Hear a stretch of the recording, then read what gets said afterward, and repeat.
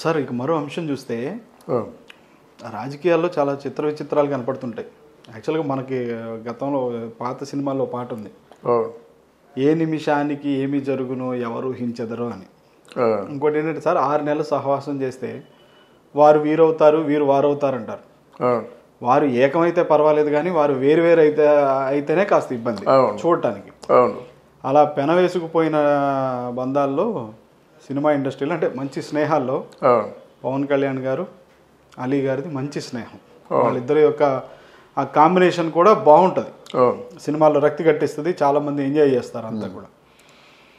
ప్రస్తుతం పవన్ కళ్యాణ్ గారేమో జనసేన అధినేతగా ఉన్నారు, అలీ గారేమో ఎలక్ట్రానిక్ మీడియా చైర్మన్గా కొనసాగుతున్నారు.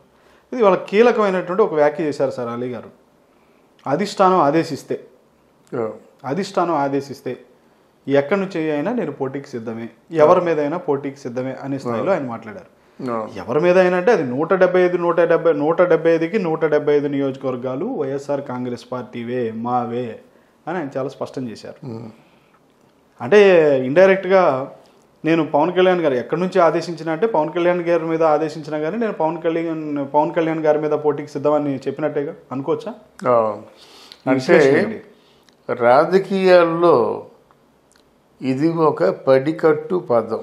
ఓకే, వాడికి డిపాజిట్లు రావు.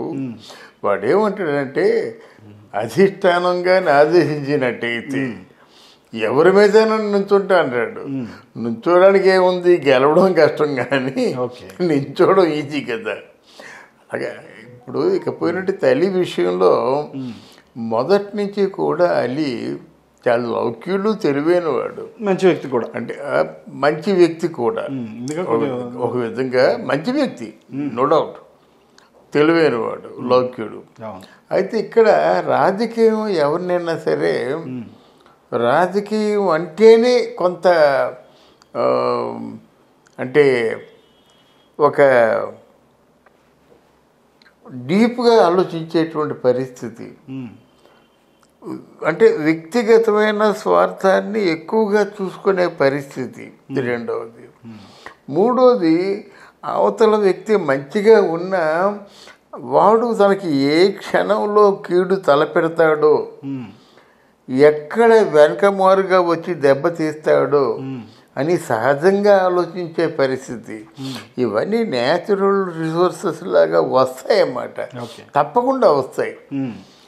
అలాంటి పరిస్థితే అలీ కూడా ఏర్పడింది. లేకపోయినట్టయితే పవన్ కళ్యాణ్ స్నేహితులు ఉన్నారు కొంతమంది, అందులో అలీ ఒక్కడు. కానీ ఆ స్నేహాన్ని ప్రాణ స్నేహితుడు అని ఒక మౌల్డ్ చేసుకున్నాడు. ప్రాణ స్నేహితుడు అనే మాట, నువ్వు అన్న మాట నిజమైతే నువ్వు ఎప్పుడు కూడా పవన్ కళ్యాణ్తోనే ఉంటావు, కష్ట నష్టాల్లో అయినా. అంతే కదా. ప్రాణ స్నేహితులు అంటే ఏమిటి, శరీరాలు వేరైనా ప్రాణం ఒకటే. ఆ శరీరాలు ఏవైతే అంటే ఎలాగైతే కొనసాగుతాయో దాన్ని అనుసరిస్తూ పోవలసిందే, ప్రాణానికి ప్రాణంగా పోవలసిందే. అక్కడ నీకంటూ అంటే దారులు వేరు, లక్ష్యాలు వేరు, గమ్యాలు వేరు, మొత్తం మారిపోయాయి కదా. మారిపోయిన తర్వాత అక్కడ ఆయనతో సంబంధం ఉండదు ఎవరికైనా. ఎందుకంటే మనకి ఆయనతో మనం మమైక్యం అవ్వలేక మనం వేరే దారి చూసుకుంటాం. వేరే దారి ఎందుకు చూసుకుంటే ఎందుకో అక్కడ ఆయనతో నేను కలవలేకపోయాను అంటాం, అంతే కదా. అలాంటప్పుడు విధి విధానాలలో అది కలవలేకపోయానంట అన్నమాట. అప్పుడు తర్వాత ఎప్పుడైతే మనం కలవలేకపోయామో ఇప్పుడు కూడా నా ప్రాణ స్నేహితుడని ఎవరున్నాను. ఎందుకంటే మనం అక్కడ కలవలేకపోయాము, ఆయనతో అడ్జస్ట్ అవ్వలేకపోయాము, ఆయనతో ఉండలేకపోయాము, మనం వేరే దారి చూసుకున్నాం అంతే. ఒకప్పుడు మంచి స్నేహితుడే అంటాం అంతే. ఒక పక్క ప్రాణ స్నేహితుడిగా కలిసి ఉంటూనే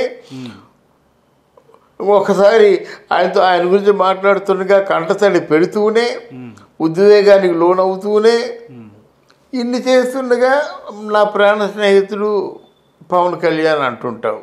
ఓకే, ఇక్కడ కంప్లీట్గా అభిప్రాయ భేదాలు, నీ ఐడియాలజీకి, నీ ఆలోచనలకి నీకు కంప్లీట్గా వ్యతిరేకమైన వ్యక్తి ఎవరైనట్టయితే జగన్మోహన్ రెడ్డి.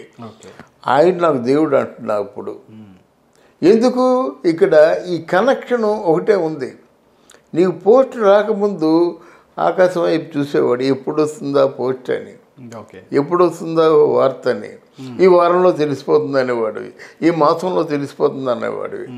ఎప్పుడైతే నీకు మీడియా అడ్వైజరీ బోర్డు చైర్మన్ అయ్యావో అప్పుడు దేవుడు అయ్యాడు. అప్పుడు నీకు ఎలక్ట్రానిక్ మీడియా చైర్మన్ అయ్యేది. అంటే ఎప్పుడైతే నీకు ఆ పోస్ట్ వచ్చిందో, నామినేటెడ్ పోస్టు, ఆయన దేవుడు అయ్యాడు. ఆయన నీకు అధిష్టానం అయ్యాడు. ఆయన చెప్పిందే ఇది శిలాశాసనం అయ్యింది. శిలాశాసనం అయినంత వరకు కరెక్టే. అధిష్టానం ఎవరి మీద నిలబెట్టినా నిలబడ్డానికి సిద్ధంగా ఉన్నాను అని చెప్పింది పడిగట్టు పదమే. కానీ ఇప్పుడు నువ్వు రాజమండ్రిలో పుట్టావు, పరిసర ప్రాంతాల్లో నీకు కొంత ఏదో ఇన్ఫ్లుయెన్స్ ఉంటుంది, నీవంటే ఫాలోయింగ్ ఉంటుంది. అలాగే ఆర్టిస్టుగా కూడా నువ్వు ఆర్టిస్టుగా నేను లైక్ చేస్తారు, కానీ ఎలక్షన్ దగ్గరికి వచ్చేసరికి మా వాడా కాదా, మా వాడిని నిలబెట్టుకుందాం, ఇంకెవరు నిలబెట్టుకుందాం, అందుబాటులో ఉంటాం. రాజమండ్రిలో ఉన్నటువంటి మామూలుగా ఇక్కడ మైనారిటీ వ్యక్తి ఎవరు మనకు అందుబాటులో ఉంటారో చూసుకుంటారు, వాళ్ళని నిలబెట్టుకుంటారు అన్నమాట. కనుక రాజమండ్రి పరిసర ప్రాంతాల్లో అయితే వేరే చోట అయినట్టు నువ్వు నిలబడడం కష్టం. ఎందుకంటే పెద్ద అంత క్రేజీ మనకుంటుందని మనం ఊహించుకోవడం తప్పట్ట అనమాట. అందువల్ల ఇట్లాంటి మాటలు కేవలం ఆవేశపూరితమైన మాటలు. ఎవరి మీద నిలబెట్టినా నేను నిలబడతాను. నువ్వు నిలబడడం పెద్ద కష్టం కాదు, నిలబడి విజయవంతంగా అంటే వెలికి ఇప్పటికీ ఆయన అంటానే ఉన్నారు సార్. అది గొప్ప. పవన్ కళ్యాణ్ గారు నాకు మంచి స్నేహితులే అంటే మంచి ఉద్దేశంతో. రాజకీయాలు వేరు, సినిమాలు వేరు కదా. అవును, ఏదేమైనప్పుడు కూడా రాజకీయ వేరు, సినిమా వేరైనా స్నేహధర్మం ఒకటి ఉంటుందండి. రాజకీయం 4-5 సంవత్సరాలు ఉంటూ పోతుంది. స్నేహం అనేది కట్టెల్లో గట్టిగా కాలిపోయినంత వరకు ఉంటుంది. అదే స్నేహమేరా జీవితం. అదే స్నేహం. ఇప్పుడు మనం రాజకీయాల వైపు వచ్చేసి వేరే వ్యక్తిగతమైన భావాలు ఉన్న తర్వాత ఆయన ప్రాణ స్నేహితుడని అనడం బాగుండదు. ఇప్పుడు ఈరోజు కొత్తగా మాట్లాడి చిరంజీవి గారు అంటే నాకు ఇంకా గౌరవం ఉంది. చిరంజీవి గారు అంటే నీకు గౌరవం ఉన్నట్టయితే ఆయన తమ్ముడిని ఎందుకు మాట్లాడతావు? రోజా గారంటే నాకు గౌరవం ఉన్నట్టయితే రోజా గారి కూతురు గురించి మాట్లాడను, రోజా గారి భర్త గురించి మాట్లాడను, రోజా గారి కొడుకు గురించి మాట్లాడను. ఎందుకంటే రోజా గారు అంటే నాకు గౌరవం ఉంది. ఒక పక్కన కొడుకును ఉతికారేసి, ఒక పక్కన నీ భర్తను ఉతికారేసి రోజా గారంటే నాకు గౌరవం ఉందంటే ఇది ఎలాగవుతుంది? అది కాదు, అది పద్ధతి కాదు రోజా గారు. ఎందుకంటే గౌరవం ఉంటే గౌరవం ఆయన తమ్ముడి మీద కూడా ఉండాలి. అలీ గారు కూడా జోస్యం చెప్తున్నారు సార్. మరి ధీమా జోస్యం చెప్పడం కాదు, ధీమా వ్యక్తం చేస్తున్నారు అలీ గారు కూడా. 175కి 175 సీట్లు వైఎస్ఆర్ కాంగ్రెస్ పార్టీ అంటున్నారు. అది ఆ మాట ఎవరన్నప్పుడు కూడా తెలివి తక్కువతనమని నేను అంటున్నాను. ఎందుకంటే 175కి 175 అంటే క్లీన్ స్వీప్ మాట. అది నిజంగా అన్నట్టయితే చంద్రబాబు నాయుడు అన్నా తప్పే, అది ఈవెన్ మోదీ గారు అన్నప్పుడు కూడా తప్పే. ఏమో బరిలో దిగుతున్నాము, ప్రజల దగ్గరికి వెళ్ళి మేము వేడుకుంటున్నాము, మేము నచ్చినడితే ప్రజలు మమ్మల్ని ఆశీర్వదిస్తారు, నచ్చకపోతే పక్కకు నెట్టేస్తారు. ఇంత చెప్పాలి. కానీ 175కి 175 పూర్తిగా ఒక ఏదో కంటైనర్లు అది వచ్చేస్తాయి, మేమే విజయోత్సవాలు చేసుకుంటాం అంటే మాత్రం అది కొంచెం అనాలోచితమైన చర్య, అమాయకమైన చర్య.